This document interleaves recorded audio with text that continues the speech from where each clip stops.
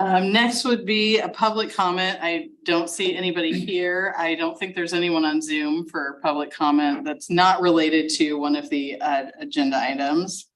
So we can move on to new business. Item 6A, consider vacation request by the city of Indianola for a portion of East Boston Avenue located in the Ashton Park 5 subdivision.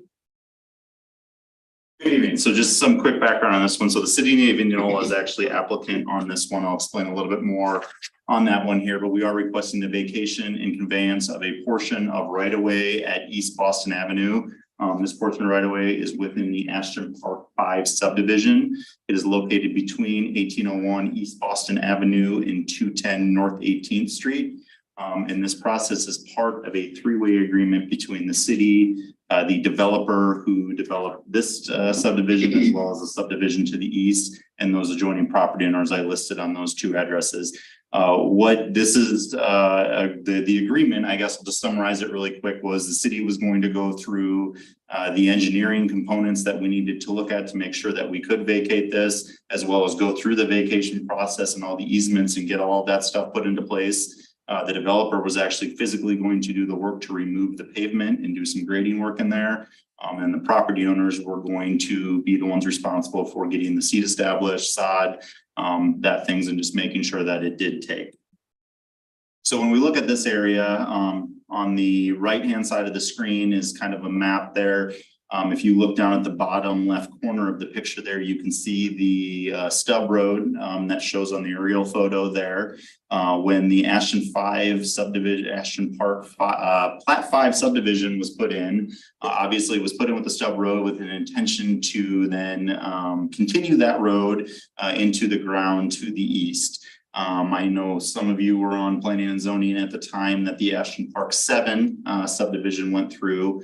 But what happened there was that it was found that there was some waters of the US that were located just east of here. And to put that road through there, the developer would have had to have purchased more than $2 million worth of credits to get that in there, which would have made the land to the east completely undevelopable just based off cost.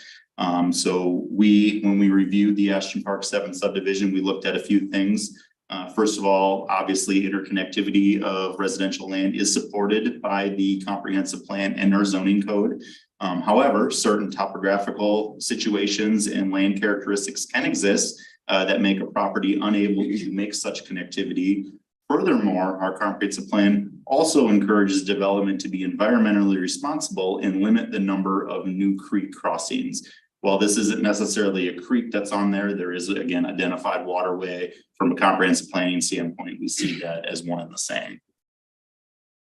When looking at the utility easements and other various easements that we needed to look at on here, if you look again on the right-hand side, there is a map showing a lot of lines in there. This is a combination utility map. You can see the black line that's kind of in the middle of the road there. That is the sanitary sewer line. So we're assured that there is no sanitary sewer that travels into this or the proposed area to be vacated. The yellow line that you can see that's kind of on the south side of there, that's a water line. So there is a water main that goes through there and then terminates at a hydrant at the end of that.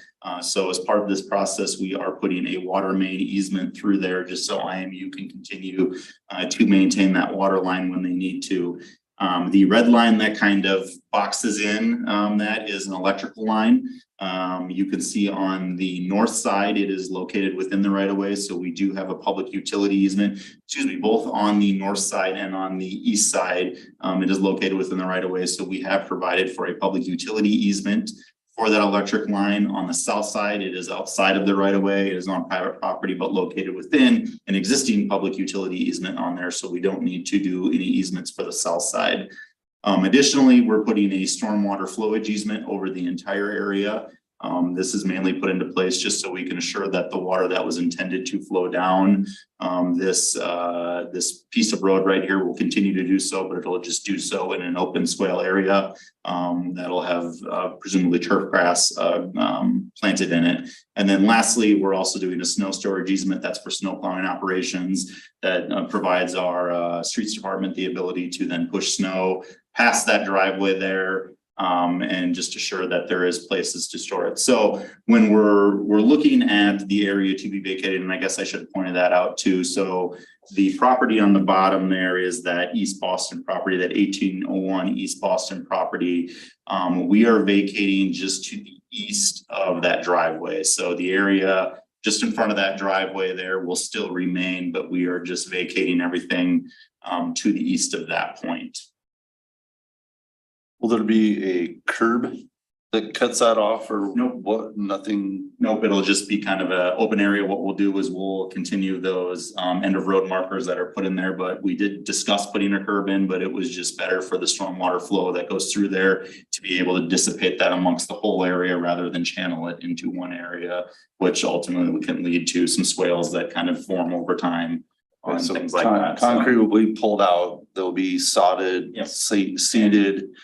And I admittedly haven't been out there in a while, but I know the concrete's been pulled out and I believe that the sod's been put in already as well too. How about any trees or anything? Because, and just thinking of safety wise, the depth of the ravine behind that, is there any possibility of getting trees or something, some type of barrier to keep, still the possibility of somebody coming off that street heading off into that ravine? As far as somebody driving, Yes. yeah, we haven't thought about that.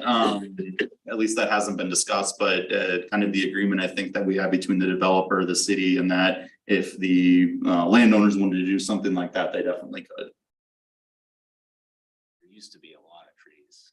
I just I feel don't know if like they were directly at the end of that road or not, Yeah. but they cleared out. a lot. Yeah, they cleared out a lot because just to manage the stormwater that was coming from the north into that new development, they had to get quite a detention basin put back there. so they're taking on the responsibility of seeding and sodding that, or they have the rights to purchase those? It's going to be given to them. Yeah, that's part of the agreement. It gets, Okay. so we will vacate this portion. Each of the respective halves will be given to those two property owners. And it'll be up to them at that point to maintain the ground going forward. And I'll just a little bit more, I guess, inside on the reasoning for this. I think what was happening, and if you live out in that area, you might know this. I think those two property owners were starting to see still a lot of foot traffic going through there. I know during the winter, we heard that there was a lot of people who were sleigh riding down that hill back there, and they just wanted something to, they originally had asked for a fence to be put up, and that wasn't something the developer was willing to do.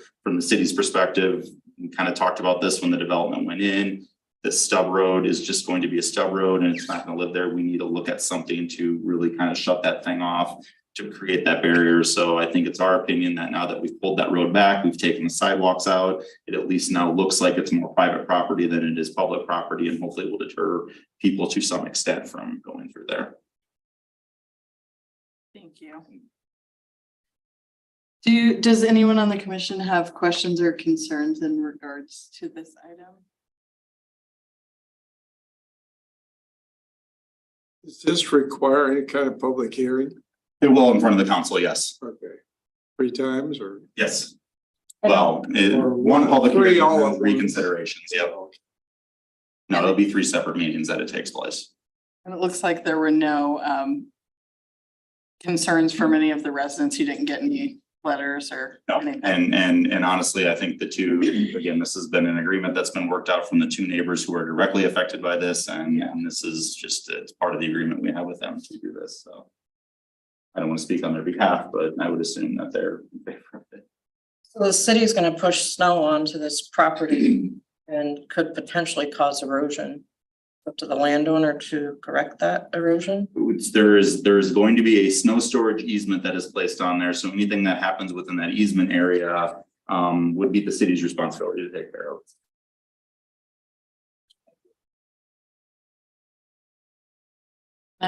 There's nobody in the audience, obviously, but is there anybody on Zoom? Okay. Any other questions or concerns in regards to this item? Just make sure that he's big enough to accommodate snow removal.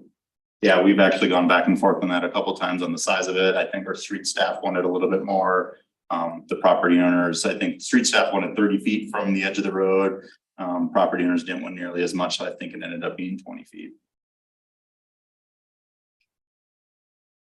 pending, normal years with snow, that's probably gonna take care of it, but I think the concern becomes if we do have a heavy year of snow like we did back in 2019, for example. 18 to 19 there, and that, you get pretty close to running out of room in that respect, so. But we have options if that does happen, we can get some of that removed from there and create some space, so. Would anybody like to make a motion on this item? Make a motion. To consider the vacation request for the Ashton Park 5 subdivision. For East of roadway. Would anybody like to second? Second, Can I get a roll call vote, please? Harris, yes. Darling, yes, Stecker, Yes. Sons, Yes. Nate, Harmon, Yes.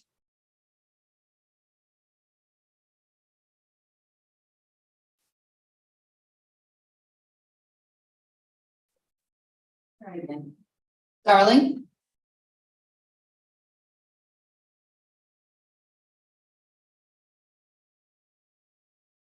All right.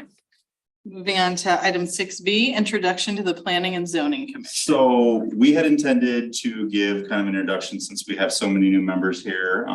However, I think 3 of the new members were not going to be here. So Emily and I talked about this morning, and with the okay of the Planning and Zoning Commission, we may wait till our next meeting to where we can get some of the newcomers that are on the commission to attend. And then I think actually we can kind of maybe go a little bit more in depth too at that point. Just kind of some stuff I wanted to do. This was something at the last minute we added on just because we do have so many new members. But with your blessing and okay, if we can push this item to the next meeting, that would be appreciated.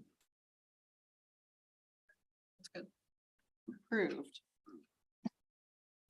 All right, 7A, building permit report. Have we got the building permit report?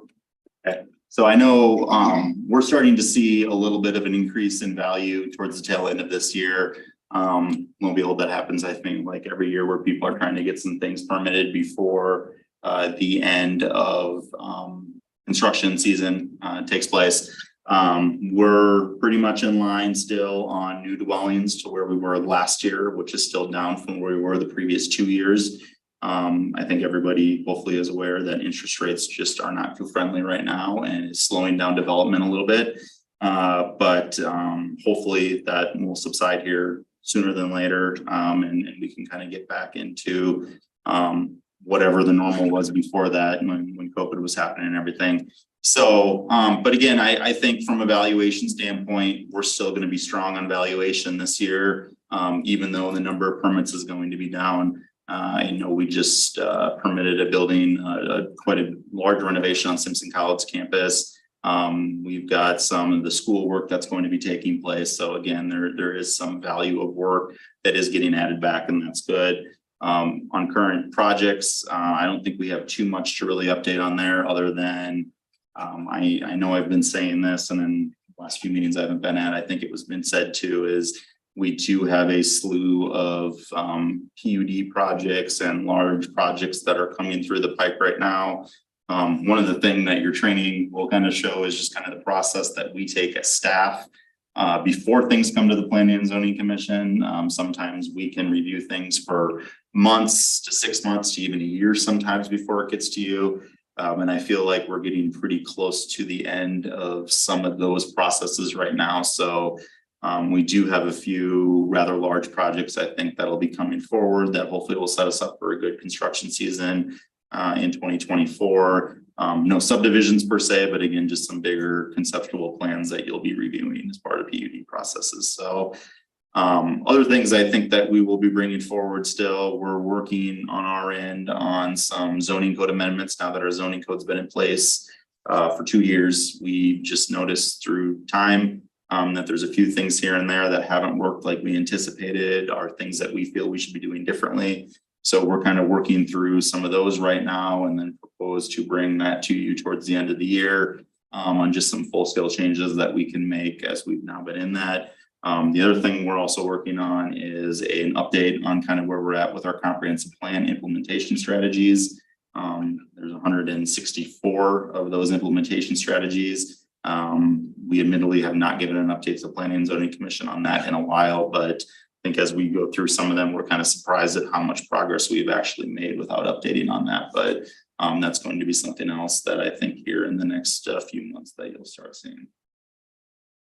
So that's an update from our end. Want to welcome Justin to the Planning and Zoning Commission. Melissa, I'm not sure I've even welcomed you yet to the Planning and Zoning Commission, but yeah, like I said, we do have quite a few new members, and you do have a full commission now, which is great. So we don't have to sit here and tell you to encourage people to apply anymore. So that is good. And obviously Miranda's also back from her absence. So we're happy to have her back, and hopefully we're not, me and Emily aren't doing double work up here. So good to have her back, but that's all I have. Awesome. All right, would anyone, oh, go ahead. On Highway 92, are those gonna be duplexes? I mean, we changed the zoning there, so. The ED lot that was there. Yeah, Yep, so it's gonna be a row of 4 houses that'll be there for attached units. a quadplex. Yes, quadplex. That's Okay. How did the Reynolds issue ever get resolved out on the northwest corner of town? I'm not 100% sure on that one. We haven't heard anything since then. I know, Council turned it down, didn't they? council turned it down, yes, and then I think it went to, there were some meetings, I think that kind of happened one-on-one between council members and the applicant, but honestly, nothing has happened since then. I think, if I remember on that one, I'm thinking back, the issue is that they really only needed 100 feet of ground to really do what they wanted to, but then the property owner said, well, I don't want to sell you 100 feet, I'd rather sell you 5 acres, and that was kind of the holdup that we were having with it. So I don't know if they're going back to the drawing board on that and trying to get a little bit more, but I honestly have not heard anything about it. Thank you. The village, where are they? So we were actually to the point where we had everything internally improved on that one, and we pretty much had it on your agenda, and then they asked for it to be pulled off at the last minute, and they were gonna go back. I think just from a cost standpoint, they were gonna look at cutting back on some things. We have not heard anything since then. Matter of fact, we had our development review committee meeting this morning. That continues to be the agenda as a discussion point, and made me realize I probably need to reach out and see where they're at on that process, but I know they're still working towards it. I think they're just looking at cutting some cost on the project. I'm asking because I've had a couple of people who live out there, want to know what's going on. Yeah. Are they gonna do anything or aren't they? Okay. And that's a PUD, so any changes got to come back here. Yep. Yeah, okay, thank you. Would someone like to make a motion to adjourn? A motion to adjourn? Can I get a second? Second. Second. All right. we Meeting go. is adjourned.